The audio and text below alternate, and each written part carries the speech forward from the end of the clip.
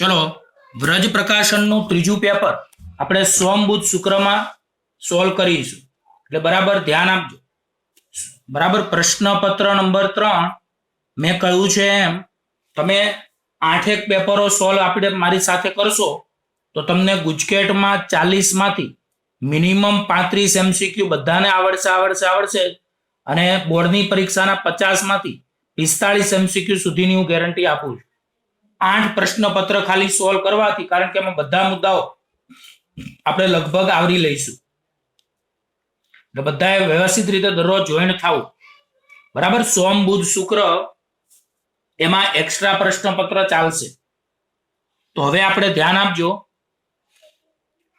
પહેલો MCQ પ્રશ્નપત્ર 3 નો, એક સમઘનની દરેક બાજુની લંબાઈ a છે અને તેમાં કેન્દ્ર પર વિદ્યુતભાર q રહેલો છે. તો યાદ રાખો, આપણને એક સમઘન આપેલું છે. શું આપેલું છે? સમઘન. બોલો, સમઘનની દરેક બાજુની લંબાઈ આપણને a આપેલી છે અને તેના કેન્દ્ર પર q જેટલો વિદ્યુતભાર છે. તો તેની કોઈ એક સપાટી સાથે સંકળાયેલું વિદ્યુત ફ્લક્સ શોધવાનું છે. તેની કોઈ એક સપાટી સાથે સંકળાયેલું વિદ્યુત ફ્લક્સ શોધવાનું છે. તો આ બહુ સમજવા જેવી વાત છે. જો આમાં તમારા લોકોએ અલગ અલગ ઘણા પ્રકારના સવાલ પૂછાઈ શકે છે. અત્યારે તમને પૂછ્યું છે સમઘનની કોઈ એક સપાટી સાથે સંકળાયેલું ફ્લક્સ પૂછ્યું છે. ચલો, બધાને ગાઉસનું સમીકરણ ખબર હશે. બોલો, ગાઉસનું સમીકરણ ફાઈ બરાબર કયું હતું? બોલો તો. Q/ε0. બધા બોલી શક્યો. તો બોલો, સમઘનની કોઈ એક સપાટી સાથે સંકળાયેલું ફ્લક્સ ફાઈ બરાબર Q/ε0 આપણી પાસે સૂત્ર છે. પણ અહીંયા આપણને બોલો સમઘનના કેન્દ્ર ઉપર કેટલો વિદ્યુતભાર આપ્યો છે?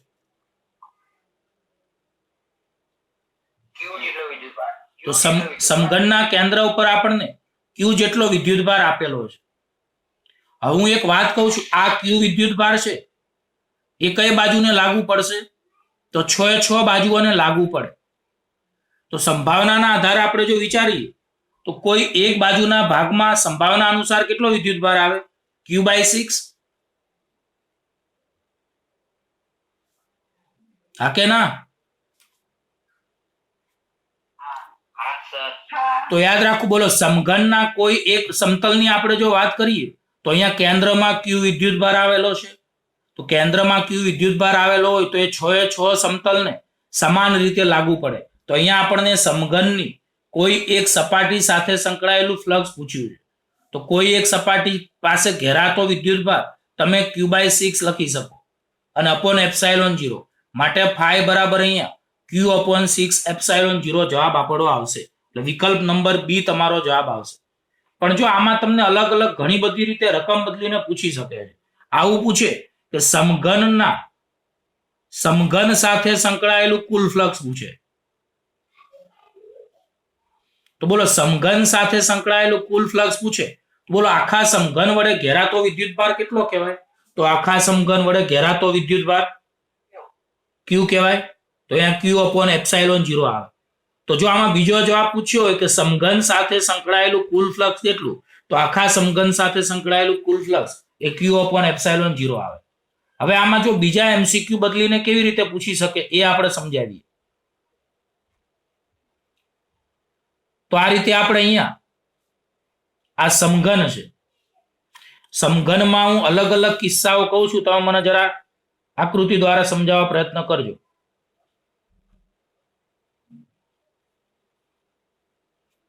બોલો, જો આ સમઘનમાં વિદ્યુતભાર કોઈ એક શિરોબિંદુ ઉપર આવેલો હોય અને કોઈ એક બાજુના મધ્ય બિંદુ ઉપર q વિદ્યુતભાર આવેલો હોય, આવી પણ શક્યતા હોઈ શકે. અને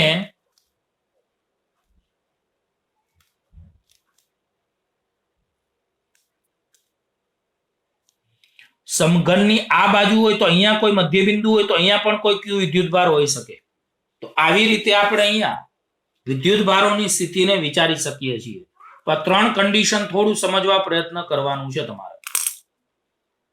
તો આના માટે તમારા લોકોએ થોડું સંભાવનાનું મદદ લેવાની છે. બોલો આ સમઘનમાં ક્યાં વિદ્યુતભાર ક્યુ આવેલો છે?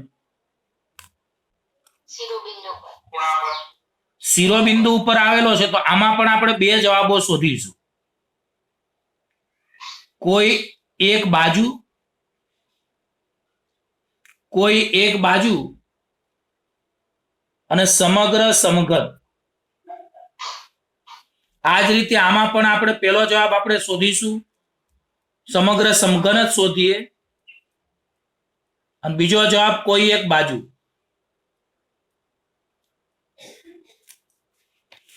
આ જ રીતે આમાં આપણે સમગ્ર સમઘન અને કોઈ એક બાજુ. તમે તમારું માઇક બંધ રાખો ભાઈ. જે માઇક બંધ નહીં રાખે હું રિમૂવ કરી દઈશ, કારણ કે આમાં તમે બોલો છો ને તો સ્ક્રીન પેલી રેકોર્ડિંગમાં તમારી આવી જાય છે. માઇક ઓન કરો ને તમે એટલે. તો ચલો આપણે અત્યારે 3 આકૃતિઓ દોરી છે, એના જવાબો આપવા પ્રયત્ન કરીએ. હવે એટલું યાદ રાખો કે અહીંયા સમઘનના કોઈ એક શિરોબિંદુ ઉપર ક્યુ વિદ્યુતભાર હોય તો આ ક્યુ વિદ્યુતભાર ક્યાં જશે? તો બોલો સમઘનના કેન્દ્ર ઉપર કોઈ ક્યુ વિદ્યુતભાર હોય તો આ ક્યુ વિદ્યુતભાર એ કેટલા સમઘનની વચ્ચે વહેંચાય એ તમારે સમજવું પડે. તો તમને લોકોને આના માટે કેમેસ્ટ્રીમાં કદાચ આવ્યું હોય કે કોઈ સમઘનના કેન્દ્ર શિરોબિંદુ ઉપર ક્યુ વિદ્યુતભાર હોય તો એ 8 સમઘનમાં તમે વહેંચી શકો. કેટલા સમઘનમાં વહેંચી શકો? 8. તો મારે અત્યારે તમને સમજાવવું હોય તો આરું થોડુંક અત્યારે અઘરું પડે એવું છે. તો એટલું યાદ રાખો, અહીંયા ક્યુ વિદ્યુતભાર મૂકેલો હોય તો આની ઉપર એક સમઘન તમે મૂકી શકો. અહીંયા ઉપર નીચે પાછા બીજા 2, આ બાજુ બીજા 2 અને આ બાજુ ટોટલ 8 સમઘનો તમે મૂકો તો આ ક્યુ વિદ્યુતભાર કેન્દ્રમાં આવે. કેમેસ્ટ્રીમાં કદાચ આવું આવ્યું હોય. બોલો આ ક્યુ વિદ્યુતભારને કેન્દ્રમાં લાવવા માટે બીજા કેટલા સમઘનની જરૂર પડે? આ એક તો છે તો બીજા 7 સમઘનની જરૂર પડે. તો બોલો અહીંયા તમે સમગ્ર સમઘન સાથે સંકળાયેલું ફ્લક્સ શોધવું હોય તો phi બરાબર Q/ε0 સૂત્રનો ઉપયોગ કરી શકો. પણ મને કહો આ એક સમઘનના ભાગમાં કેટલો વિદ્યુતભાર આવશે?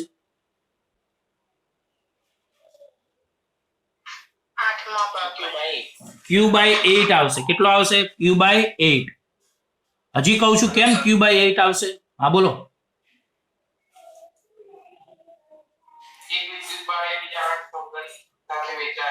તો એક વાત હું તમને સમજાવી દઉં. અત્યારે આ શિરોબિંદુ તમને જે દેખાય છે એ 100% વિદ્યુતભાર ક્યુ છે, પણ અહીંયા આ વિદ્યુતભારને ઢાંકવા માટે બીજા 7 એટલે ટોટલ 8 સમઘનની વચ્ચે આ વિદ્યુતભાર વહેંચાશે. તો આ ક્યુ વિદ્યુતભાર 8 સમઘનની વચ્ચે વહેંચાય. એટલે અત્યારે ભલે આપણે સમઘનના શિરોબિંદુ ઉપર ક્યુ વિદ્યુતભાર મૂક્યો, પણ એ વિદ્યુતભાર આ સમઘનના ભાગમાં Q/8 જેટલો આવશે. આ ભાગમાં Q/8 આવશે. પણ અહીંયા કેમ આખો ક્યુ આવ્યો?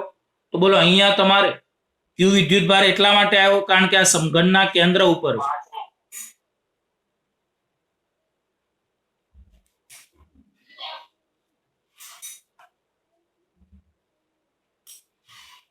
શાંતિથી સાંભળજો, ઉતાવળ કઈ નથી. ભલે 4-5 MCQ ચાલે પણ બધાને આવડવા જોઈએ.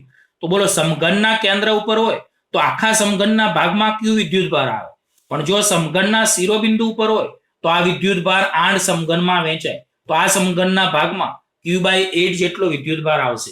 એટલે સમગ્ર સમઘન સાથે સંકળાયેલું ફ્લક્સ, અહીંયા હું શોર્ટકટ લખું છું કે સમગ્ર સમઘન સાથે સંકળાયેલું ફ્લક્સ phi બરાબર Q/8/ε0. એટલે આનો જવાબ આવશે Q/8/ε0. ચલો હવે કોઈ એક બાજુની આપણે વાત કરીએ. તો બોલો આખા સમઘનના ભાગમાં Q/8 આવ્યો. હવે Q/8 ના કેટલા ટુકડા થાય? 6. તો કોઈ એક બાજુમાંથી પસાર થતું ફ્લક્સ Q/8 એના 6 ટુકડા છેદમાં ε0. એટલે 8 નીચે આવે તો 8 × 48 એટલે 48/ε0. આ રીતનો આપણને જવાબ આવશે. હજી ચિંતા ના કરો, બીજા 2 MCQ એક્સ્ટ્રા મેં મૂકેલા છે આના માટે. તો ફરીવાર જો સમઘનના કોઈ શિરોબિંદુ ઉપર ક્યુ વિદ્યુતભાર હોય તો આ ક્યુ વિદ્યુતભાર આ સમઘનના ભાગમાં Q/8 આવશે, કારણ કે આ ક્યુ વિદ્યુતભાર 8 સમઘનમાં વહેંચાશે, તો આ એક સમઘનના ભાગમાં Q/8 વિદ્યુતભાર આવશે. તો સમગ્ર સમઘન સાથે સંકળાયેલું ફ્લક્સ ફાઈ બરાબર Q/8/ε0 એટલે Q8/ε0. પણ કોઈ એક બાજુમાંથી પસાર થતું ફ્લક્સ માંગે. આ આર નામનું કઈ વ્યક્તિ છે ભાઈ?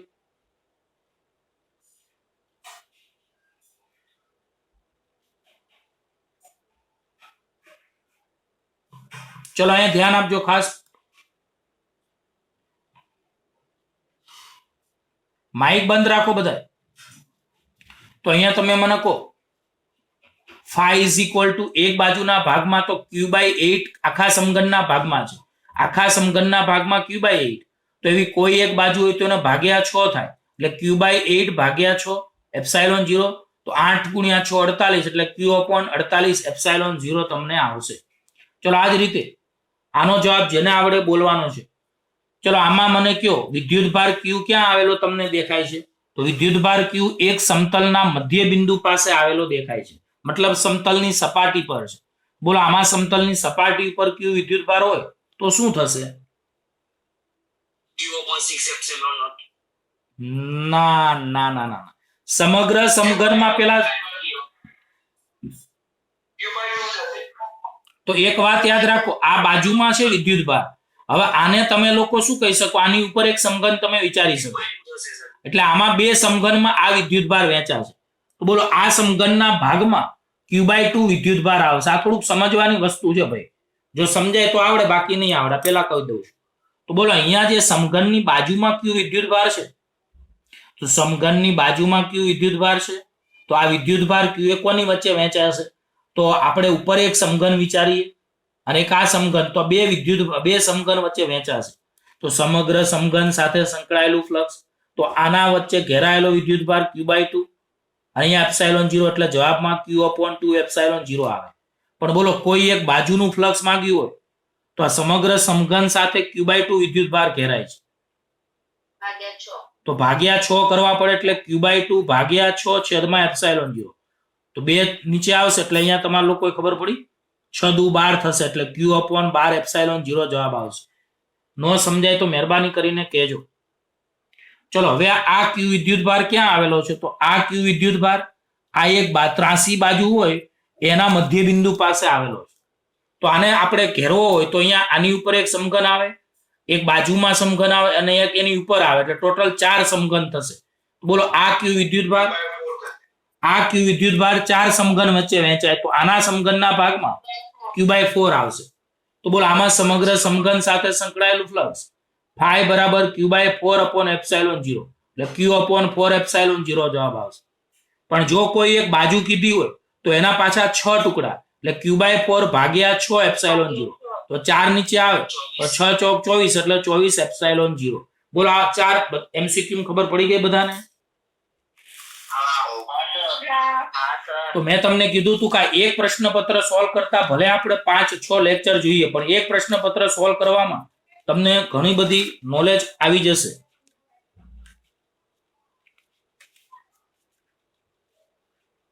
સોની વૈભવ ખબર પડે છે?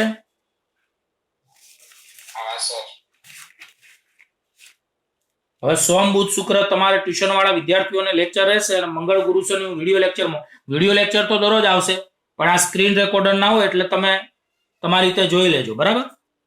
બીજો MCQ, એક સુવાહક ધાતુના ગોળામાં 4 × 10⁻23 પરમાણુઓ છે. ગ્રીષા, તો એટલું યાદ રાખજો, એક સુવાહક ધાતુના ગોળામાં 4 × 10⁻23 પરમાણુઓ આવેલા છે. તો અહીંયા તમે ધાતુનો ગોળો કહી શકો છો. આ ધાતુના ગોળામાં 4 × 10⁻23 પરમાણુઓ આવેલા છે. જો આમાંથી 0.1% પરમાણુમાંથી એક ઇલેક્ટ્રોન દૂર કરવામાં આવે તો આ ગોળા પરનો વિદ્યુત ભાર તમારે શોધવાનો છે. તો યાદ રાખજો, ધાતુનો ગોળો છે જેમાં ટોટલ 4 × 10⁻23 પરમાણુઓ આવેલા છે, જેમાંથી 0.1% પરમાણુઓ એમાંથી એક ઇલેક્ટ્રોન દૂર થાય છે. તો મને કહો ટોટલ દૂર થતા ઇલેક્ટ્રોન કેટલા કહી શકાય? તો ધાતુના ગોળામાંથી દૂર થતા ઇલેક્ટ્રોનની સંખ્યા n બરાબર, બધાને ખબર પડે. બોલો ટોટલ ધાતુના ગોળામાં કેટલા પરમાણુ હતા? બધા લોકો કોઈ પણ બોલી શકે, એમાં કોઈ બંધન નથી. તો મને કહો આ ધાતુનો ગોળો છે એમાં ટોટલ 4 × 10⁻23 પરમાણુઓ છે, એનામાંથી 0.1% પરમાણુ એમાંથી એક ઇલેક્ટ્રોન દૂર થાય છે. બોલો ધાતુના ગોળામાંથી દૂર થતા ઇલેક્ટ્રોનની સંખ્યા કેટલી? તો 4 × 10⁻23 ના 0.1% થશે, કારણ કે કુલ પરમાણુના 0.1% પરમાણુ એમાંથી એક ઇલેક્ટ્રોન દૂર થાય છે. તો બોલો અહીંયા તમે કહી શકો કે ધાતુના ગોળામાંથી દૂર થતા ઇલેક્ટ્રોનની સંખ્યા n = 4 × 10⁻23 ના 0.1%. તો 4 × 10⁻23 ગુણ્યા 0.1 ભાગ્યા 100. તો આનું સાદુરૂપ આપતા બોલો કેટલા વધશે ખબર છે? તો અહીંયા તમારે 4 × 10⁻20 વધશે. આટલા ઇલેક્ટ્રોનની આપણને સંખ્યા મળે. પણ બોલો આપણે શોધવાનું શું છે? વિદ્યુત ભાર શોધવાનો છે. તો આ તો n મળ્યા. હવે વિદ્યુત ભાર શોધવાનું સૂત્ર Q બરાબર n તમે જાણો છો. વિદ્યુત ભાર શોધવાનું સૂત્ર Q બરાબર n માં n 4 × 10⁻20 અને E 1.6 × 10⁻19. તો આના સંદર્ભમાં તમારે જવાબ આવશે. તો અહીંયા તમારા લોકો આના જવાબમાં -20 19 છે એટલે 10⁻1 વધશે અને 1.6 × 4 એટલે 16 ચોક 64 એટલે અહીંયા 6.4 એટલે 64 કુલમ તમારે જવાબ આવશે. હવે આની જગ્યાએ આપણે આવું લખ્યું હોત કે ઇલેક્ટ્રોન ઉમેરવામાં આવે છે તો શું થાય? તો ઇલેક્ટ્રોન ઉમેરવામાં આવે તો જવાબ માઇનસ આવે. બધાને ખબર છે. બોલો કોઈ પણ પદાર્થ ઇલેક્ટ્રોન ગુમાવે તો કેવો વિદ્યુતભાર આવે? ટૂંકમાં કોઈ પદાર્થ ઇલેક્ટ્રોન ગુમાવે એટલે કે દૂર જાય તો ધન વિદ્યુતભાર, અને ઇલેક્ટ્રોન મેળવે તો કેવો વિદ્યુતભાર આવે? ઋણ વિદ્યુતભાર. હવે ત્રીજો MCQ, સમાન વિદ્યુત ક્ષેત્રમાં આપેલ બિંદુએ E બરાબર 3.2 Q બરાબર 3.2 × 10⁻³ કુલમ વિદ્યુતભાર પર લાગતું બળ F = 0.128 ન્યૂટન હોય તો આ બિંદુએ તમારે વિદ્યુત ક્ષેત્ર ખાલી જગ્યા ન્યૂટન પ્રતિ કુલમ થાય એવું શોધવાનું છે. તો બોલો Q બરાબર 3.2 × 10⁻³ કુલમ વિદ્યુતભાર પર લાગતું બળ F બરાબર 0.128 ન્યૂટન છે. તો આ બિંદુએ તમારે વિદ્યુત ક્ષેત્ર શોધવાનું છે. તો બોલો આ વિદ્યુત ક્ષેત્ર આપણે કેવી રીતે શોધીએ?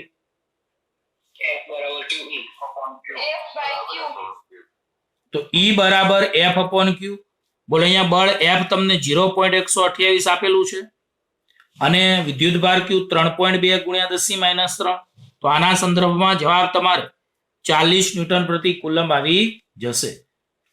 આ જ રીતે MCQ નંબર 4 ધ્યાન દેજો ખાસ. ચોથો MCQ, એક ઇલેક્ટ્રોન અને એક પ્રોટોન સમાન વિદ્યુત ક્ષેત્રમાં છે તો તેમના પ્રવેગનો ગુણોત્તર ખાલી જગ્યા. તો ઇલેક્ટ્રોનનો પ્રવેગ અને પ્રોટોનના પ્રવેગનો ગુણોત્તર માંગ્યો છે. બધાને ખબર હશે જ કે અહીં બે પ્રકારના બળોનો અનુભવ થશે. બોલો તમારી પાસે ઇલેક્ટ્રોન પર લાગતું બળ Fe બરાબર કેટલા લખી શકાય? Me. અને ઇલેક્ટ્રોન પર લાગતું બળ Fe બરાબર EE તમે લખી શકો છો. તો આપણે આવો દાખલો એક ઉદાહરણમાં પણ ભણેલા છીએ. તો બોલો ઇલેક્ટ્રોન પર લાગતું બળ Fe બરાબર Me અને ઇલેક્ટ્રોન પર લાગતું બળ Fe બરાબર EE. તો બોલો આમાં બે બળોને સરખાવીએ તો Me બરાબર કેટલા થઈ જાય? હવે આમાં AE બરાબર તમે EE અપોન કેટલા લખી શકો? Me. તો બોલો આ ઇલેક્ટ્રોનનો પ્રવેગ આવી ગયો અને બોલો પ્રોટોનના પ્રવેગમાં પણ આવું જ સૂત્ર આવશે. તો મને કહો ઇલેક્ટ્રોન અને પ્રોટોનના પ્રવેગમાં સરખું શું છે એટલું ખાલી કહી દો. તો ઇલેક્ટ્રોનનો પ્રવેગ અને પ્રોટોનના પ્રવેગમાં બંનેના વિદ્યુત ભારોના મૂલ્યો E સરખા છે અહીં આપણને સમાન વિદ્યુત ક્ષેત્ર E આપ્યું હોવાથી સરખું છે, પણ બંનેના દળ જુદા જુદા આવે. ફરીવાર બોલું છું, અહીં ઇલેક્ટ્રોનના પ્રવેગનું સૂત્ર, બોલો ઇલેક્ટ્રોનના પ્રવેગનું સૂત્ર AE બરાબર EE અપોન ME છે. પ્રોટોનના પ્રવેગનું સૂત્ર AP બરાબર EE અપોન MP છે. તો ઇલેક્ટ્રોનના પ્રવેગનું સૂત્ર AE બરાબર EE અપોન ME અને પ્રોટોનના પ્રવેગનું AP બરાબર EE અપોન MP. કેવી રીતે આવ્યું ખબર પડી બધાને? આપણે દાખલો આવેલો છે ચેપ્ટર 1 માં. તો હા, તો બોલો આ બંનેમાં સરખું શું છે? તો બંનેમાં સરખું છે બંનેના વિદ્યુત ભારોના મૂલ્યો, બંનેના વિદ્યુત ક્ષેત્ર E ના મૂલ્યો, પણ જુદું જુદું દળ છે. તો તમને અહીંયા ઇલેક્ટ્રોન અને પ્રોટોનના પ્રવેગનો ગુણોત્તર પૂછ્યો. બધાને ખબર પડે. બોલો અહીંયા બંનેના પ્રવેગ અને દળ કેવા પ્રમાણમાં છે? તો વ્યસ્ત પ્રમાણમાં હોય તો અહીંયા તમે AE અપોન AP બરાબર કેટલા જવાબમાં લખી શકો? MP અપોન ME લખી શકો. એટલે તમારો વિકલ્પ નંબર C અહીંયા જવાબમાં આવશે. વિકલ્પ નંબર કયો આવશે? C. બોલો આટલી ખબર પડી ગઈ ચોથા MCQ માં બધાને?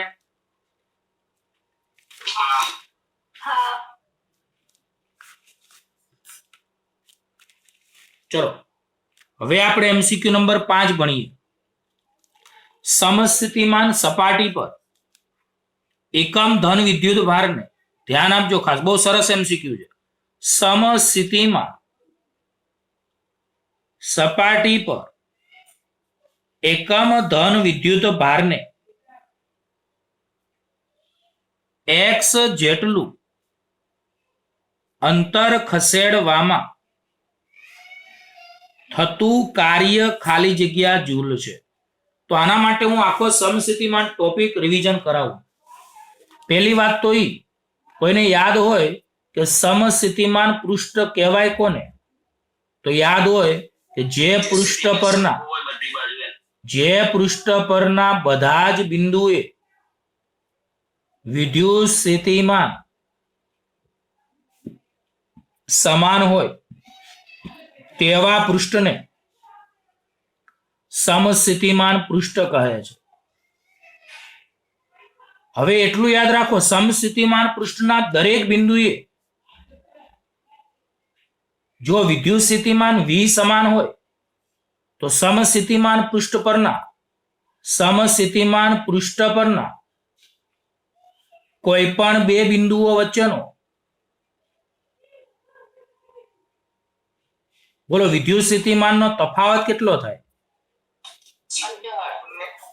વિદ્યુત સ્થિતિમાનનો તફાવત ડેલ્ટા V બરાબર કેવો થાય? 0 થાય. હવે કોઈને યાદ હોય તો કાર્યનું સૂત્ર કે કાર્ય W બરાબર Q ઇન્ટુ ડેલ્ટા V. હવે બધાને ખબર છે ડેલ્ટા V 0, તો બોલો કાર્ય પણ કેટલું થાય? હવે યાદ હોય તો કાર્યની જગ્યાએ આપણે F ઇન્ટુ D લખ્યું હતું, બળ ગુણ્યા સ્થાનાંતર, અને બળની જગ્યાએ QE ઇન્ટુ DR સદિશ બરાબર 0 લખ્યું હતું, અને વિદ્યુત ભાર અહીંયા 1 લીધો હતો. તો આના સંદર્ભમાં આપણે E dr cos થીટા બરાબર 0 લખ્યું હતું અને cos થીટા 0 આવતું હતું. તો એનો મતલબ cos થીટા 0 હોય તો શું થાય? થીટા 90 આવે. થીટા 90 આવે એનો મતલબ કે વિદ્યુત ક્ષેત્ર E સદિશ અને સ્થાનાંતર સદિશ વચ્ચેનો ખૂણો થીટા કેટલો આવે? 90. આનો મતલબ સમસ્થિતિમાન પૃષ્ઠ હંમેશા વિદ્યુત ક્ષેત્રને લંબ હોય છે. બોલો હંમેશા વિદ્યુત ક્ષેત્રને કેવો હોય છે? લંબ હોય છે. આજે બીજી વાર તમે જોઈન્ટ થજો એટલે 10-15 મિનિટ પછી ભણાવીશું, કારણ કે એક લેક્ચરમાં તો ભણાવાશા નહીં. બરાબર? થોડું ચાર્જિંગ હશે તો હું બીજી વાર ઝૂમ લેક્ચર લઈશ, નકર તો એક જ ઝૂમ લેક્ચર મેં કીધું હશે. ના તું છે ને એની ભાઈ પેરવી ના કર. વેદાંતને જોઈન્ટ એટલે નથી કરતો એ 20 મિનિટ પછી જોઈન્ટ થાય છે. ટાઈમસર જોઈન્ટ થશે તો જ. એટલે તું હોશિયારી ના કરીશ હો ભાઈ. પ્રિયાંશુ બેસી રહે અને પેલા જય પણ બેસી રહે. બરાબર? એ તારો ભય હોય તો તારે ઘરે રાખજે તું. હો, ચલો અહીંયા ધ્યાન આપજો ખાસ. આટલું ખબર પડી બધાને? તો બોલો જે પૃષ્ઠ પરના બધા જ બિંદુએ વિદ્યુત સ્થિતિમાન સમાન હોય તેવા પૃષ્ઠને સમસ્થિતિમાન પૃષ્ઠ કહે છે. બોલો, સમસ્થિતિમાન પૃષ્ઠ દરેક બિંદુએ વિદ્યુત સ્થિતિમાન અચળ હોય છે. તો બોલો, દરેક બિંદુએ વિદ્યુત સ્થિતિમાન સમાન. તો સમસ્થિતિમાન પૃષ્ઠ પરના કોઈ પણ બે બિંદુઓ વચ્ચે બોલો વિદ્યુત સ્થિતિમાનનો તફાવત ડેલ્ટા વી કેટલો લખી શકાય? 0 લખી શકાય.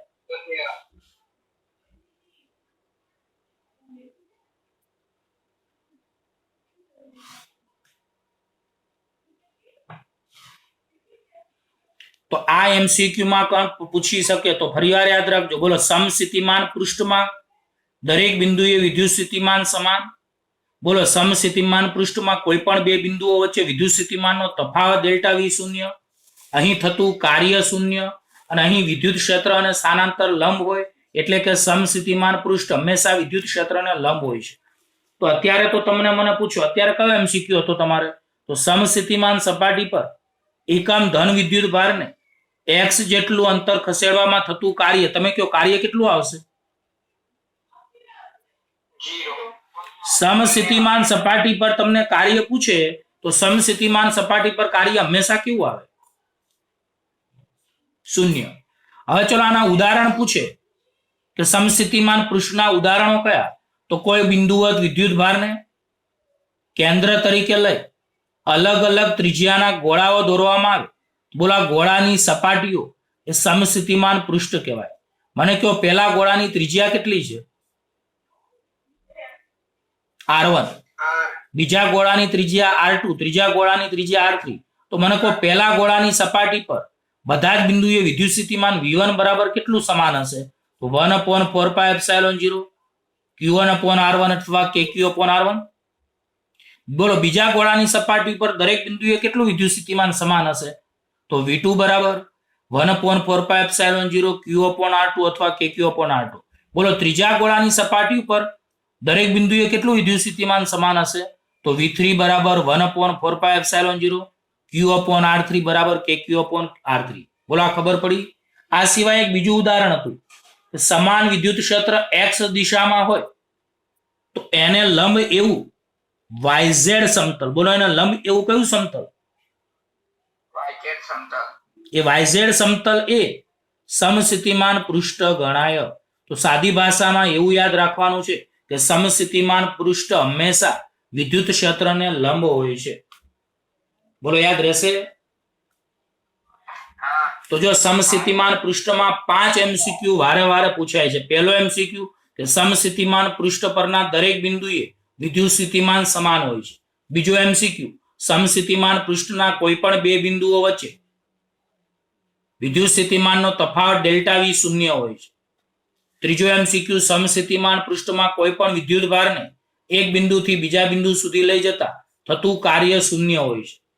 ચોથો એમસીક્યુ સમસ્થિતિમાન પૃષ્ઠમાં વિદ્યુત ક્ષેત્ર અને સ્થાનાંતર વચ્ચેનો ખૂણો 90 હોય એટલે કે સમસ્થિતિમાન પૃષ્ઠ હંમેશા વિદ્યુત ક્ષેત્રને લંબ હોય છે. અને પાંચમો એમસીક્યુ તેના ઉદાહરણો કે સમસ્થિતિમાન પૃષ્ઠના ઉદાહરણોમાં કોઈ વિદ્યુત ભારને કેન્દ્ર તરીકે લઈ દોરેલા અલગ અલગ ત્રિજ્યાઓના ગોળાઓ એ સમસ્થિતિમાન પૃષ્ઠ લઈ શકાય. અને વિદ્યુત ક્ષેત્ર x દિશામાં હોય તો એને લંબ yz સમતલ સમસ્થિતિમાન પૃષ્ઠ કહેવાય. જો વિદ્યુત ક્ષેત્ર એ y દિશામાં હોય તો એને લંબ xz સમતલ સમસ્થિતિમાન પૃષ્ઠ કહેવાય. જો વિદ્યુત ક્ષેત્ર z દિશામાં હોય તો તેને લંબ xy સમતલ એ સમસ્થિતિમાન પૃષ્ઠ કહેવાય. તો જો હું એમસીક્યુ જે પણ ચલાવીશ તો એના જરા ટોપિકોનું રિવિઝન કરીશ. જે વિદ્યાર્થીઓને વ્યવસ્થિત ભણવું હોય એ જ જોઈન્ટ થાય. લેક્ચરમાં અધ વચ્ચે હું કોઈને જોઈન્ટ કરીશ નહીં.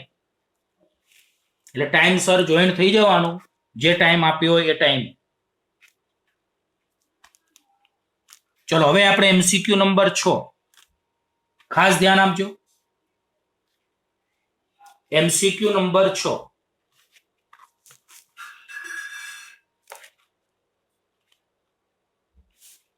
તો એમસીક્યુ નંબર 6 માં x અંતર મીટરમાં આપેલું છે. x અંતર માઇક બંધ રાખો. x અંતર મીટરમાં છે. x અંતર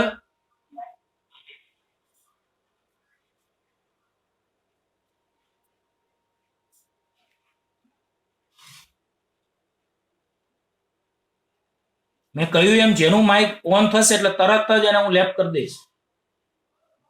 કાલે પણ એક વિદ્યાર્થીને લેપ કર્યો તો આજે પણ કર્યો મેં. ચલો, x અંતર મીટરમાં છે, v એ x ના વિધેય તરીકે v બરાબર 5x² plus 10x minus 4 volt છે. તો x બરાબર 1 મીટર આગળ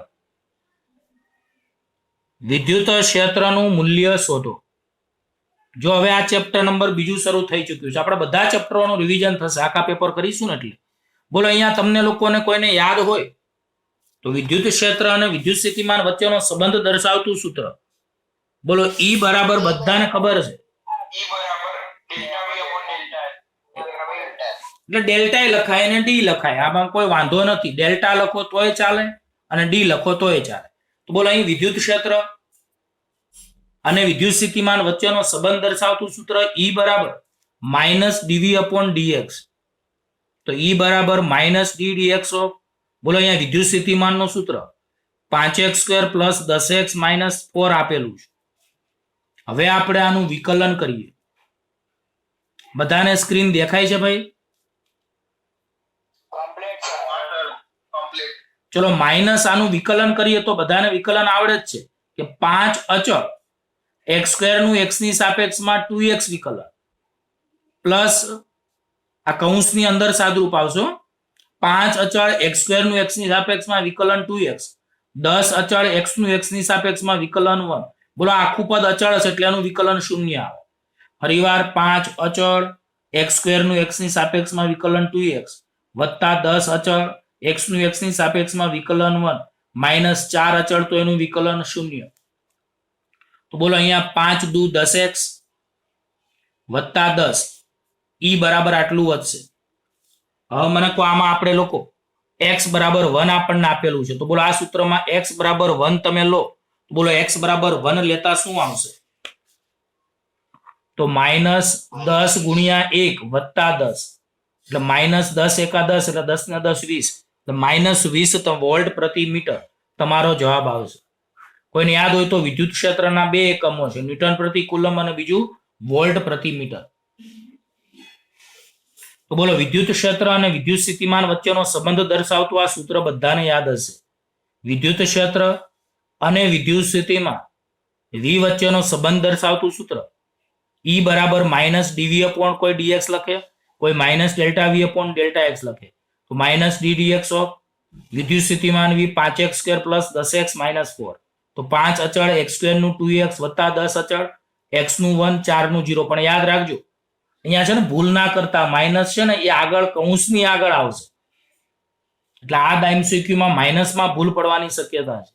આ માઇનસ તો આખા કૌંસની બહાર આવશે એટલે આ માઇનસ તમે ભૂલતા નહીં. 5 દુ 10x વત્તા 10 x બરાબર 1 લો તો 10 એકા 10 10 ને 10 20 પણ આગળ માઇનસ હતા એટલે માઇનસ 20 વોલ્ટ પ્રતિ મીટર તમારે અહીંયા જવાબમાં આવશે. બોલો આટલી ખબર પડી બધાને? હવે આપણે MCQ નંબર 7 ભણીએ, પણ એના માટે તમારે કેપેસિટરનું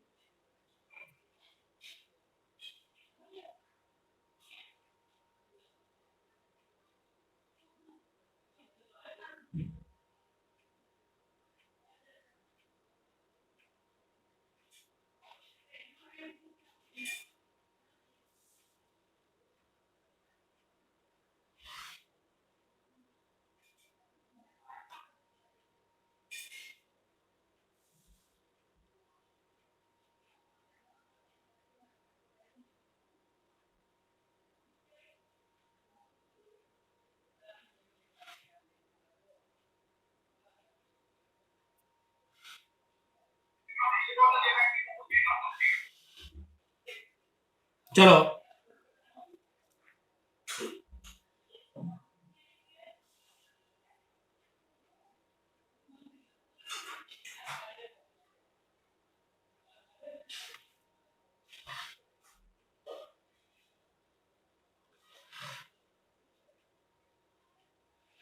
ચલો બોલો કેપેસિટરનું શ્રેણી જોડાણ. બોલો કેપેસિટરના શ્રેણી જોડાણનું સૂત્ર કોઈને યાદ હોય તો બોલો. પ્રિયા બોલતો કેપેસિટરના શ્રેણી જોડાણનું સૂત્ર.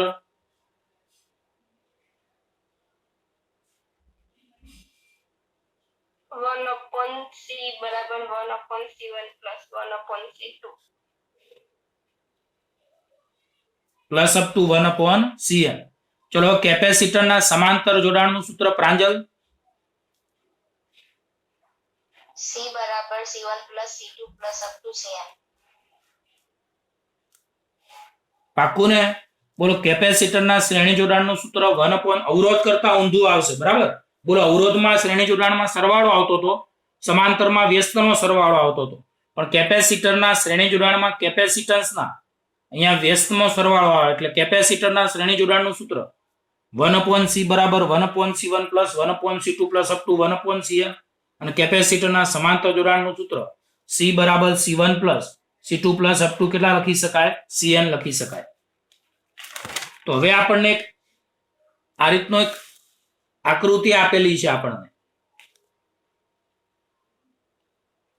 તો બરાબર તમે ધ્યાન આપજો ખાસ. આવી રીતની આકૃતિ છે.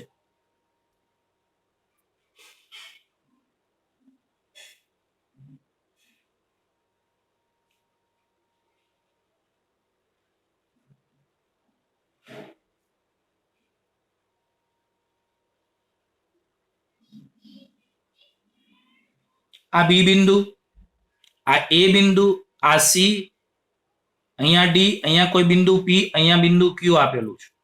બોલો આકૃતિમાં દરેક કેપેસિટરનું મૂલ્ય 3 માઇક્રોકુલમ છે. તો બોલો કેટલા કેપેસિટર આકૃતિમાં દેખાય છે? 1 2 3 4 5 6 7 8 9 10 11 12. બધાનું મૂલ્ય 3 માઇક્રોફેરાડે છે.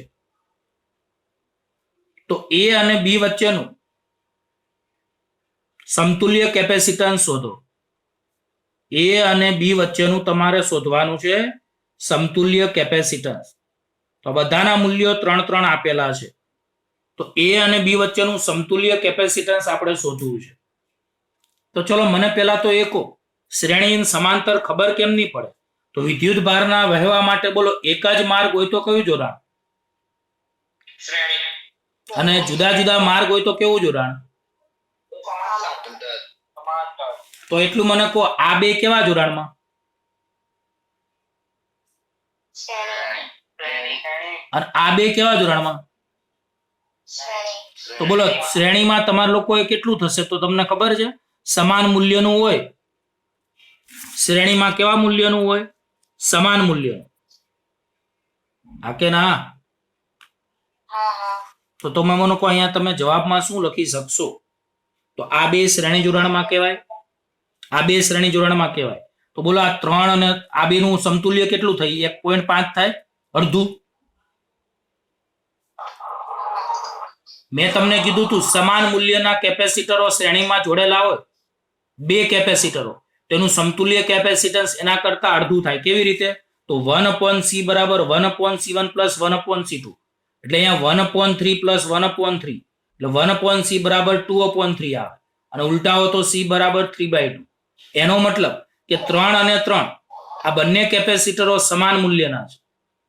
3 અને 3 શ્રેણી જોડાણમાં છે, બંને સમાન મૂલ્યના છે. તો એનું સમતુલ્ય કેપેસિટન્સ બોલો આનું 3/2 આવશે. 3/2 એટલે 1.5 થાય. આનું પણ 3/2 એટલે 1.5. તો બોલો આ 1.5 કેવા જોડાણમાં? સમાંતરમાં. તો બોલો આ આખા ગાળાનું કેટલું આવ્યું? 1.5 વત્તા 1.5 એટલે 3 આવ્યું. હવે બોલો આવા કેટલા કેપેસિટર છે?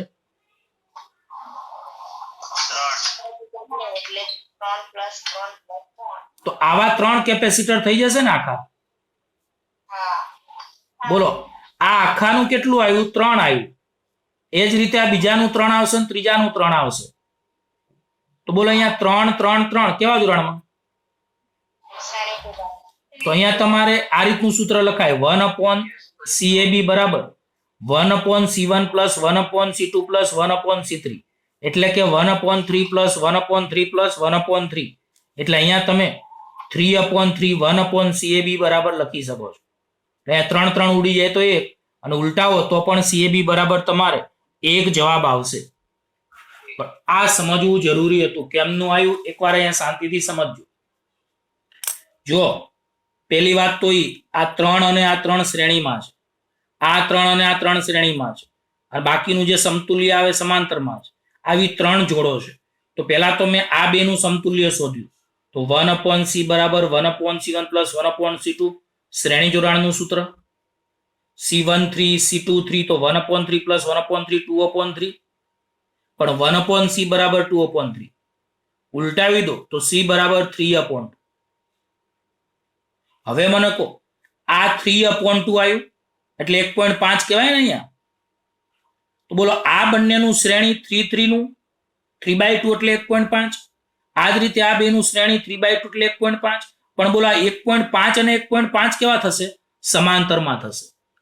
સમાંતરમાં સરવાળો થાય એનો મતલબ આ એક શાખાનું કેપેસિટન્સ 3 આવ્યું. 1.5 1.5 એટલે 3 આવ્યું. આવી એક શાખા, આ બીજી અને આ ત્રીજી. તો આ 3 શાખા શ્રેણીમાં કહેવાય. બોલો આનું સમતુલ્ય કેપેસિટન્સ આને C1 તમે કહી શકો, આને C2 કહી શકો, આને C3 કહી શકો.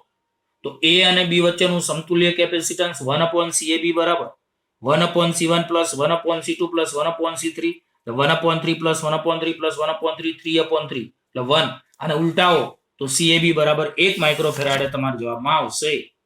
બોલો આવડે? આઠમો MCQ.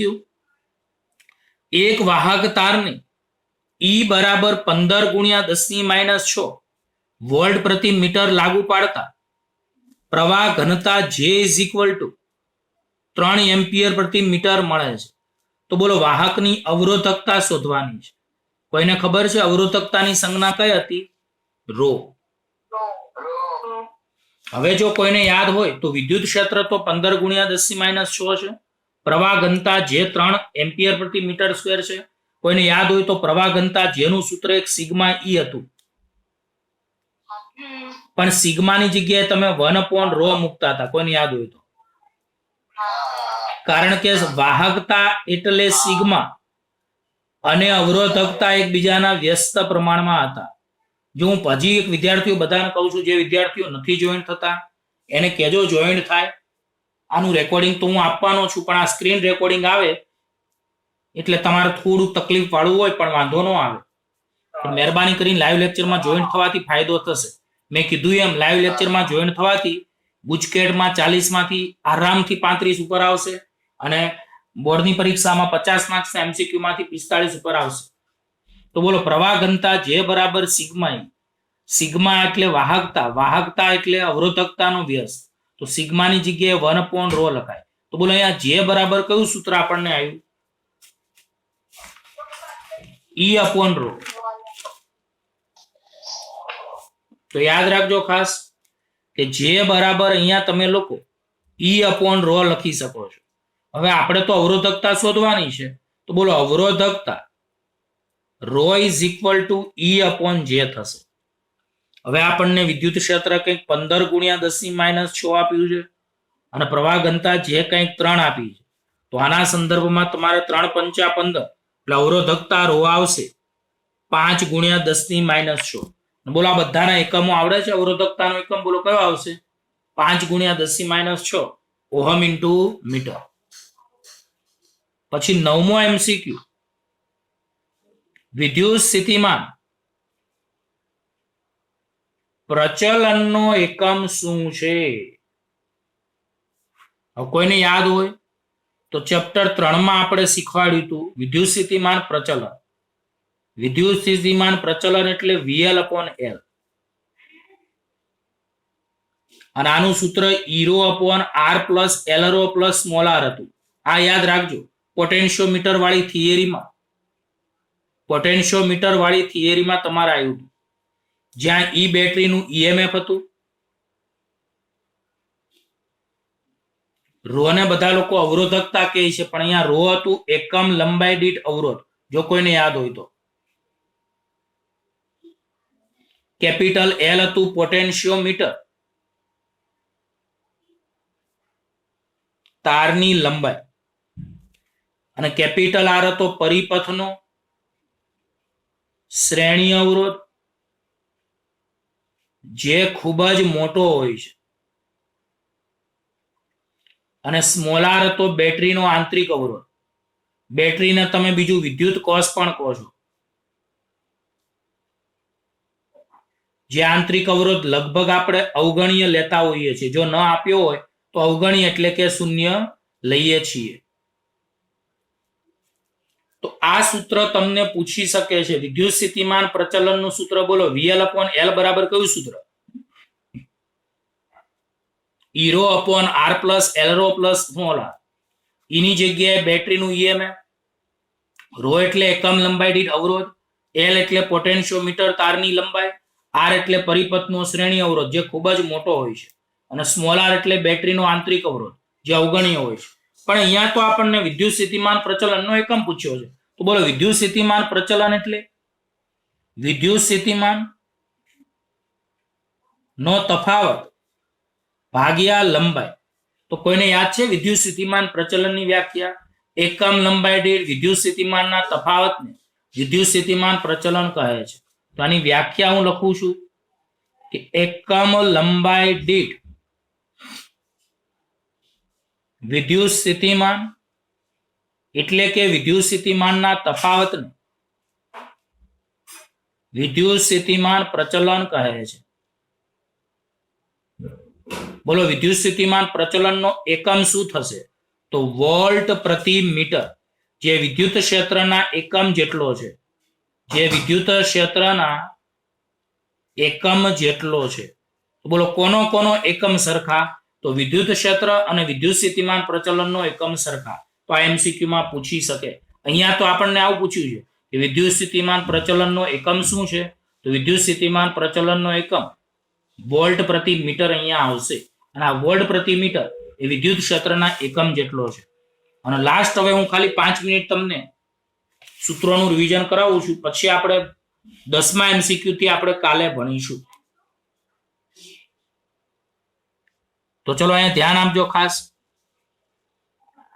અવરોધનું સૂત્ર R બરાબર V/I બધાને ખબર છે. તો આના સંદર્ભમાં આનો એકમ ઓહમ થતો હતો. વોલ્ટની એકમ વોલ્ટ, વિદ્યુત સ્થિતિમાન V નો એકમ તમે વોલ્ટ લખતા હતા, અને વિદ્યુત પ્રવાહ એટલે એમ્પિયર. વોલ્ટ ના લખવું હોય તો આની જગ્યાએ તમે જૂલ પ્રતિ કુલમ એમ્પિયર એટલે કે જૂલ કુલમ એમ્પિયર ત્રીજો એકમ લખતા હતા. આનું પારિમાણિક સૂત્ર જૂલ એટલે M1 L2 T-2, કુલમ એટલે T1 A1 અને ઇન્ટુ A. પારિમાણિક સૂત્ર M1 L2 1 ઉપર જાય તો T-3 અને A-2 આપણને આવતું હતું. તો અવરોધનો એકમ ઓહમ, બીજો એકમ વોલ્ટ પ્રતિ એમ્પિયર, વોલ્ટની જગ્યાએ જૂલ પ્રતિ કુલમ, કારણ કે વિદ્યુત સ્થિતિમાન V બરાબર W/Q સૂત્ર ચેપ્ટર 2 માં તમે ભણી ગયા. આના આધારે વોલ્ટ બરાબર જૂલ પ્રતિ કુલમ આવતું હતું. કુલમ નીચેલો તો જૂલ પ્રતિ કુલમ એમ્પિયર. તો અવરોધનો એકમ પારિમાણિક સૂત્ર પૂછાય તો તમને આવડવું જોઈએ. અવરોધ સિવાય બીજું હતું અવરોધના વ્યસ્તને તમે વાહકત્વ કહેતા હતા. અવરોધને ઇંગ્લિશમાં રેઝિસ્ટન્સ કહેવાય, અને વાહકત્વને કંડક્ટન્સ કહેવાય. કંડક્ટન્સની સંજ્ઞા G હતી, તો અવરોધના વ્યસ્તને 1/R કહેવાય. બોલો આનો એકમ કયો બનતો હતો? તો 1/ઓહમ, એટલે કે ઓહમ ઇન્વર્સ. આ ઓહમ ઇન્વર્સને તમે શું કહેતા હતા? મહો, અથવા શું કહેતા હતા? સિમેન્સ. બીજો એકમ તમે આના આધારે બનાવી શકો એમ્પિયર પ્રતિ વોલ્ટ, ત્રીજો એકમ કુલમ્બ એમ્પિયર પ્રતિ જૂલ. અને આનું પારિમાણિક સૂત્ર બધાને આવડે. અવરોધ કરતા ઊંધું. આમાં પહેલા 2 પ્લસ હતા, બીજા 2 માઇનસ હતા. તો બોલો આના પારિમાણિક સૂત્રમાં શું આવે? પહેલા 2 માઇનસ અને બીજા 2 પ્લસ આવે. તો અવરોધકતાના આને કહેવાય અવરોધના વ્યસ્તને વાહકત્વ કહે છે. તો તો અવરોધના વ્યસ્તને વાહકત્વ કહેવાય તો અહીંયા 1/ઓહમ એટલે ઓહમ ઇન્વર્સ અથવા મહો, આને સાયમન્સ કહેવાય, અને મહો બોલી શકાય, બધાને ખબર હશે.